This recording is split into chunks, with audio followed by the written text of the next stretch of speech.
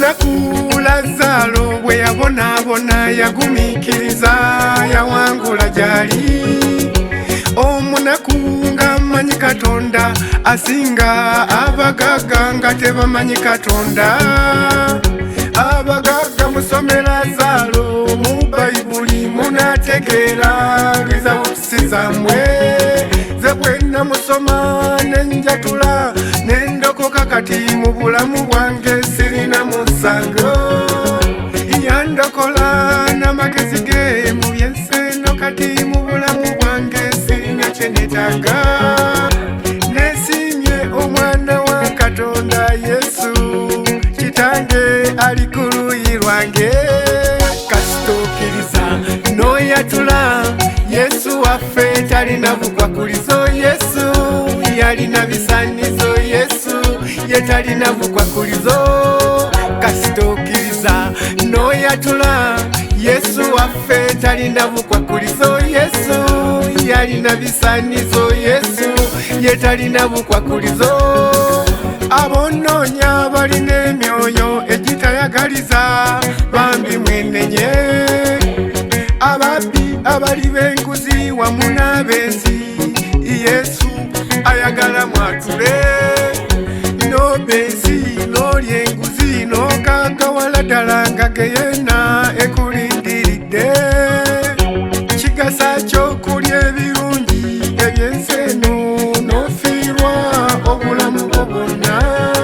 Kabaka Dawudi bwe yayonoona yamwetondera n'amusaasira ebyonoono byonna. Mumukoowole mumwetondere ng'akyalabika abasaasire ebyonoono byammwe. Kasituukiriza n'oyatula Yesu waffe talina bukwakulizo. Yesu yalina bisaanizo. Yesu ye talina bukwakulizo. Kasituukiriza n'oyatula Yesu waffe talina bukwakulizo. Yesu yalina bisaanizo. Yesu ye talina bukwakulizo.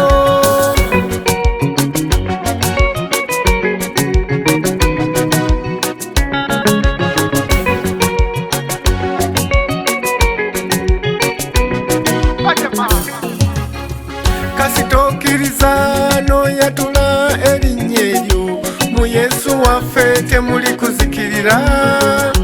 Ateeseteese ebifo byaffe mu ggulu eyo awali Katonda tulindiridde.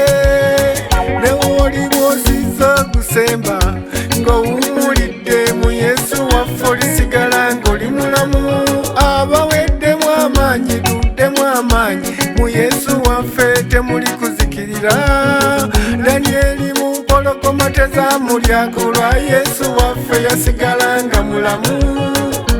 Ayoyose ebifo byaffe abamukkiriza atulindiridde. Kasituukiriza n'oyatula Yesu waffe talina bukwakulizo. Yesu yalina bisaanizo. Yesu ye talina bukwakulizo. Kasituukiriza n'oyatula Yesu waffe talina bukwakulizo. Yesu yalina bisaanizo. Yesu ye talina bukwakulizo.